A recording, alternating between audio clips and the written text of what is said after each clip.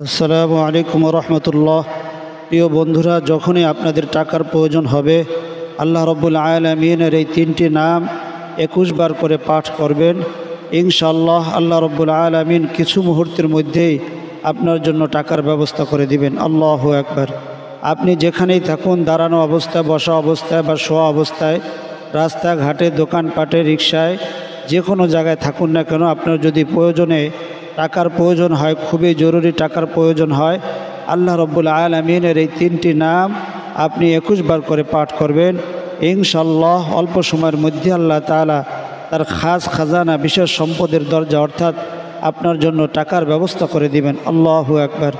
আল্লাহ রব্বুল আলামিন তার রিজিকের দরজা আপনার জন্য খুলে দিবেন।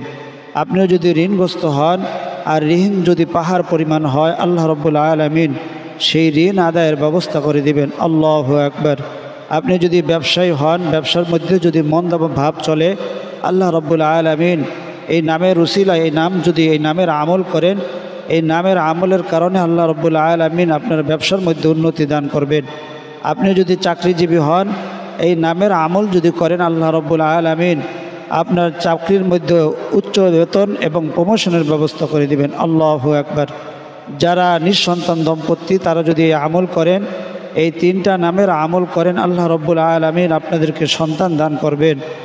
যারা গুনার থেকে বেঁচে থাকতে চান কিন্তু গুনার থেকে বেঁচে থাকতে পারেন না, আল্লাহ রব্বুল আলামিন এই তিনটি নাম 21 বার করে পাঠ করুন। ইনশাআল্লাহ আল্লাহ রব্বুল আলামিন আপনাকে সব ধরনের গুনার কাজ থেকে বাঁচিয়ে রাখবেন। বিশেষ করে চোখের গুনাহ, হাতের গুনাহ, মস্তিষ্কের চিন্তা, প্রসূত গুনাহ, সগীরা গুনাহ, কাবিরা গুনাহ ক্ষমা করে দিয়ে আল্লাহ রব্বুল আলামিন সকল অভাব অনটন দূর করে দিয়ে আপনাকে কয়েকদিনের মধ্যে ধনী বানিয়ে দেবেন ইনশাআল্লাহ। কালো জাদু, বানটোনা, জিন শয়তান, মানুষ শয়তানের কুমন্ত্রণা এবং অনিষ্ট থেকে আল্লাহ তাআলা আপনাকে হেফাজত করবেন। আল্লাহু আকবার। আপনার পরিবার পরিজন, সন্তান সন্ততি, নাতি নাতকুর আল্লাহ রব্বুল আলামিন এই তিনটি নামের উসিলায় হেফাজত করবেন। আল্লাহ রব্বুল আলামিন এই নামের উসিলায় আপনাকে ধনী বানিয়ে দেবেন ইনশাআল্লাহ। আল্লাহ তাআলা আপনার অভাব অনটন দূর করে দিবেন, মনের চাহিদা পূরণ করে দিবেন। আল্লাহ তাআলা আপনার ইচ্ছাগুলো, আশাগুলো পূরণ করে দিবেন। সংসারটাকে আল্লাহ রব্বুল আলামিন তার খাজানার দ্বারা ভরপুর করে দিবেন। আল্লাহু আকবার। মনের নেক বাসনাগুলো, জায়েজ বাসনাগুলো আল্লাহ রব্বুল আলামিন পূরণ করে দিবেন। যারা অর্থে কষ্টে আছেন, বহু দুঃখ কষ্টে আছেন, অর্থাভাব, অনাহার, কি খাবেন, ইনশাআল্লাহ এই তিনটি নামের আমল করুন। আল্লাহ তাআলা তার দুহাত ভরে, আপনার দুহাত ভরে চতুর্দিক থেকে আপনার কাছে সম্পদ আসতে থাকবে ইনশাআল্লাহ। সন্তানরা কথা না শুনলে সন্তানদেরকে বাধ্যগত করে দিবেন। স্বামী স্ত্রীর মধ্যে অমিল থাকলে স্বামী স্ত্রীর মধ্যে মিল মোহাব্বত তৈরি করে দিবেন। দাম্পত্য জীবনের কলহ দূর করে দিয়ে সুখ শান্তির দ্বারা আল্লাহ রব্বুল আলামিন সংসার ও ঘরটাকে ভরপুর করে দিবেন। আল্লাহু আকবার। ইয়াকিন ও বিশ্বাসের সাথে আমলটি করবেন। ইয়াকিন ও বিশ্বাসের সাথে আমল না করলে কোনো ফায়দা হবে না। তো কি নিয়মে পড়বেন, কিভাবে উচ্চারণ করবেন, সহি শুদ্ধ না হলে হিতে বিপরীত হতে পারে, অর্থাৎ ভালোর স্থলে মন্দ হতে পারে।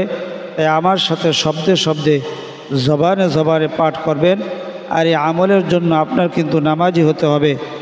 আর আমাদের সাধারণ নামাজিদের মধ্যে মারাত্মক গুরুত্বপূর্ণ কিছু ভুল আছে। আজকে দুইটি ভুল শুধরে দিয়ে, দুইটি ভুল সংশোধন করে দিয়ে আমরা আমাদের মূল আমলে চলে যাব।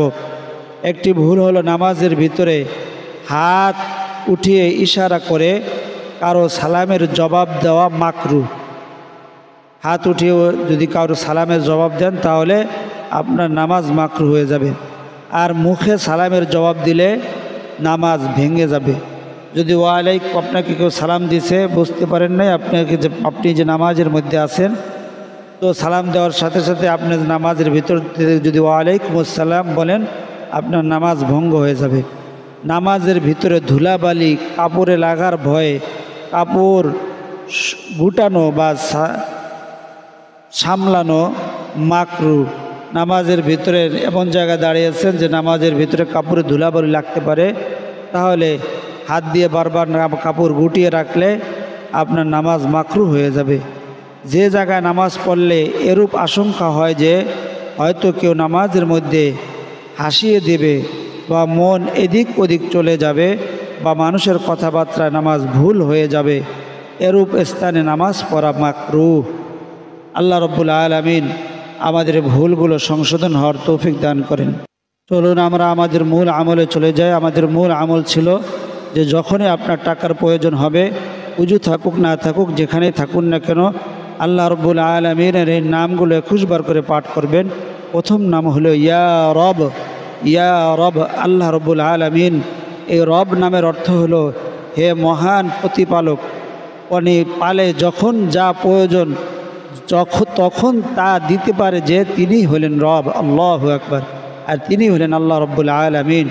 আল্লাহ তাআলা এই নামের গুণে আপনার যখন টাকার প্রয়োজন হবে, সম্পদের প্রয়োজন হবে, আপনি ইয়া রব, ইয়া রব, ইয়া রব, ইয়া রব 21 বার পাঠ করবেন। ইনশাআল্লাহ সাথে সাথে আল্লাহ রব্বুল আলামিন গায়বী খাজানা থেকে আপনার অর্থের ব্যবস্থা করে দিবেন। আল্লাহু আকবার। তো দ্বিতীয় নাম হইল ইয়া কাইয়ুম, ইয়া কাইয়ুম, ইয়া কাইয়ুম। এই নামটি 21 বার পাঠ করবেন। এই নামের অর্থ হলো হে মহান জীবিকা প্রদানকারী। জীবিকা মানে মানুষের বাঁচার জন্য যা প্রয়োজন হয়, শুধু খাওয়ার জিনিস নয়, কাপড় চোপড়, ঘর বাড়ি সব কিছু জীবিকার অন্তর্ভুক্ত। এই নামের গুণে যখনই টাকার প্রয়োজন হবে, অর্থের প্রয়োজন হবে, সম্পদের প্রয়োজন হবে, 21 বার এই নামটি পাঠ করবেন। উজু থাকুক না থাকুক, যেখানেই থাকুন না কেন, দাঁড়ানো অবস্থায়, বসা অবস্থায়, শোয়া অবস্থায়, ইয়া কাইয়ুম, ইয়া কাইয়ুম, ইয়া কাইয়ুম আল্লাহ রব্বুল আলামিনের একটি নাম। ইয়া রব, ইয়া রব, ইয়া কাইয়ুম, ইয়া কাইয়ুম দুইটি নাম। 3 নম্বর ইয়া গনিয়ু, ইয়া গনিয়ু, ইয়া গনিয়ু, অর্থাৎ হে মহান সম্পদশালী, হে মহান সম্পদশালী। এই নামের গুণে, এই নামের আমলের কারণে আল্লাহ রব্বুল আলামিন সাথে সাথে আপনার অর্থের ব্যবস্থা করে দিবেন, সম্পদের ব্যবস্থা করে দিবেন। আল্লাহ তাআলা আপনার রিজিকের ব্যবস্থা করে দিবেন। 21 বার পাঠ করবেন যখনই প্রয়োজন হবে। আল্লাহু আকবার। আর বিশেষ করে যারা নামাজি, তাদের জন্য তো সুন্দর সময়, অর্থাৎ নামাজের পরে যে আপনি আমলগুলো করেন, এই আমলগুলোর মধ্যে এই আমলটা অ্যাডজাস্ট করে নেবেন। হাদিসের আমল, রসুল সাল্লাল্লাহু আলাইহি ওয়াসাল্লামের শিখানো আমল, আল্লাহ তাআলার নামের আমল। আল্লাহ তাআলার নামের যে গুণ রয়েছে, এই নামের গুণের কারণে আল্লাহ তাআলা প্রত্যেকটা প্রাণীর রিজিকের ব্যবস্থা করেন। আল্লাহু আকবার। তো নামাজের পরে 21 বার করে পাঠ করবেন ইয়া রব, ইয়া রব, ইয়া রব, ইয়া কাইয়ুম, ইয়া কাইয়ুম, ইয়া কাইয়ুম, ইয়া গনিয়ু, ইয়া গনিয়ু, ইয়া গনিয়ু। তো এই নামগুলো 5 ওয়াক্ত নামাজের পরে 21 বার করে পাঠ করবেন। আর যদি আরও ভালো ফলাফল পেতে চান, তাহাজ্জুদের সময় যদি উঠতে পারেন, 2 রাকাত 4 রাকাত তাহাজ্জুদের নামাজ পড়ে, তাহাজ্জুদের সময় আল্লাহ তাআলা প্রথম আসমানে এসে বান্দাকে ডাকে। আল্লাহু আকবার। সারাদিন বান্দা আল্লাহ তাআলাকে ডাকে, আর শেষ রাতে তাহাজ্জুদের সময় স্বয়ং আল্লাহ তাআলা প্রথম আসমানে এসে তার বান্দাকে ডাকতে থাকেন। আল্লাহু আকবার। ওই সময়ের সেজদা দিলে আল্লাহ তাআলা কবুল হয়। আল্লাহ তাআলা কোরআনের মধ্যে জানিয়ে দিয়েছেন, ওয়াসজুদ ওয়াকতারিব, তুমি সেজদা দাও বান্দা, আর আমার নিকটবর্তী হয়ে যাও। আল্লাহু আকবার। হাদিসে আসছে কত নিকটবর্তী হয়, যে আল্লাহ তাআলার 70,000 নূরের পর্দা আছে, 70,000 নূরের পর্দা ভেদ করে ওই বান্দা যেন আল্লাহ তাআলার কুদরতি পায়ের মধ্যে সেজদা দিল। আল্লাহু আকবার। অন্য হাদিসের মধ্যে আসে, বান্দা যখন সেজদা দেয়, আল্লাহ তাআলার কুদরতি হাত ওই বান্দার পিঠের উপরে মাসেহ করতে থাকেন। আল্লাহু আকবার। আল্লাহ তাআলা বলেন, ও বান্দা তুমি কি চাও? এই জন্য তাহাজ্জুদের সময় 2 রাকাত করে কিভাবে নিয়ত করবেন, কিভাবে তাহাজ্জুদের নামাজ পড়বেন।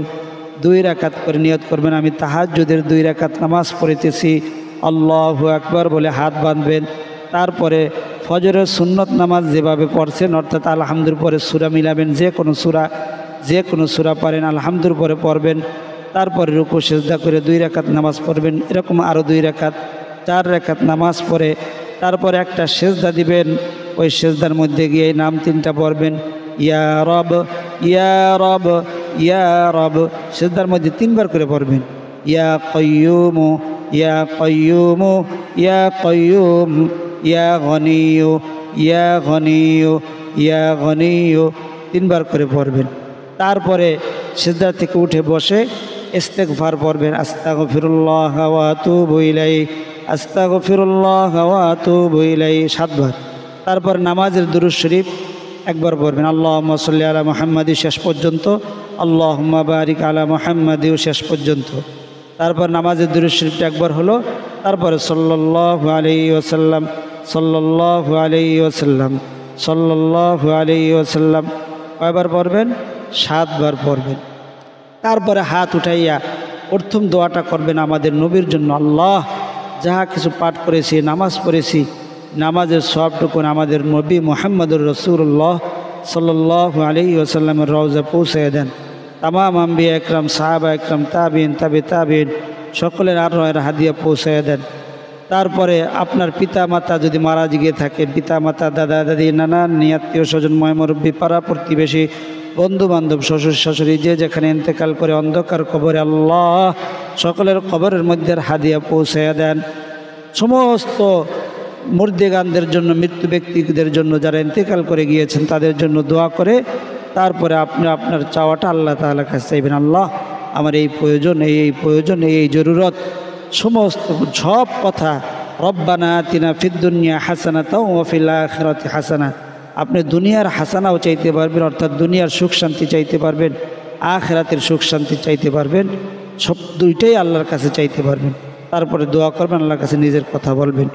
অনেক মুসলমান ভাই ইসলামিক সোয়াল করেন, অর্থাৎ মাসালা জানতে চান, তো সবার প্রশ্নের উত্তর দেওয়া সম্ভব না। আজকে একটা প্রশ্নের উত্তর দেব, তারপরে আমরা আমাদের মূল আমলে আবার চলে যাব যদি সময় থাকে।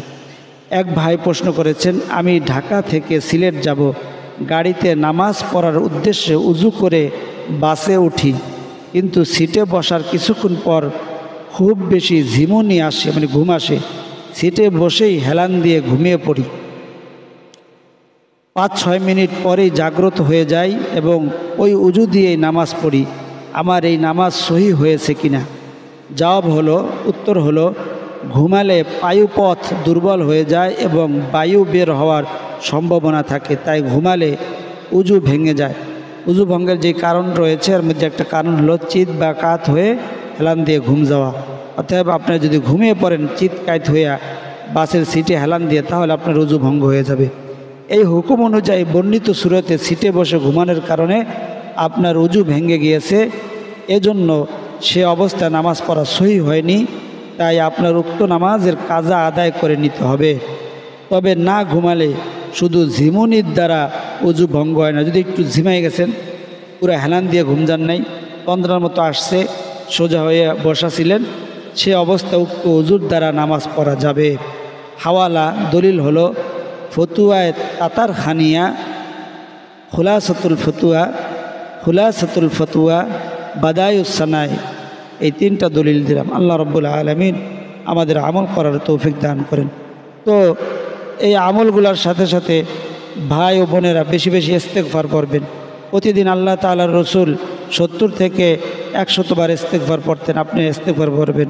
ছোট ইস্তেগফার, আস্তাগফিরুল্লাহ ওয়া আতুবু ইলাইহি আস্তাগফিরুল্লাহ ওয়া আতুবু ইলাইহি আস্তাগফিরুল্লাহ ওয়া আতুবু ইলাইহি।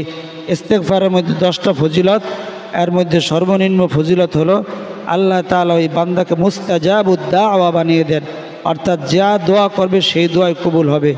এমন জায়গার থেকে আল্লাহ তাআলা ইস্তেগফারের জন্য ইস্তেগফারের করার কারণে এমন জায়গার থেকে আল্লাহ তাআলা রিজিকের ব্যবস্থা করবেন যে সে কল্পনাও করে নাই যে এই জায়গার থেকে আল্লাহ তাআলা তার জন্য রিজিকের ব্যবস্থা করবেন। এই জন্য বেশি বেশি ইস্তেগফার পড়বেন। আল্লাহ রাব্বুল আলামিন আমাদের আমল করার তৌফিক দান করেন। আর যারা এখনও চ্যানেলটি সাবস্ক্রাইব করেননি, চ্যানেলটি সাবস্ক্রাইব করে বেল আইকনটি অন করে দেন, লাইক করেন, কমেন্ট করেন। এতে করে অন্য ভাই বা বোন যদি ভিডিওটি পেয়ে যায়, এই ইসলামিক ভিডিওটি শোনার কারণেও সে নেকি পাবে, আপনিও নেকি পাবেন, আমিও নেকি পাবো। আল্লাহ রাব্বুল আলামিন আমল করার তৌফিক দান করেন। যারা এতক্ষণ ধৈর্য ধরে ভিডিওটি শুনলো তাদের জন্য দোয়া করি, আল্লাহ রাব্বুল আলামিন সকলকে সোনার মক্কা মদিনা জিয়ারত করার তৌফিক দান করেন। আল্লাহ রাব্বুল আলামিন সকলের অভাব অনটনগুলো দূর করে দেন। যে যে উদ্দেশ্যে নিয়ত নিয়ে আল্লাহ তাআলা এই ভিডিওটি দেখেছেন তার সেই মনের নেক বাসনা কামনাগুলা আল্লাহ তাআলা পূরণ করে দেন।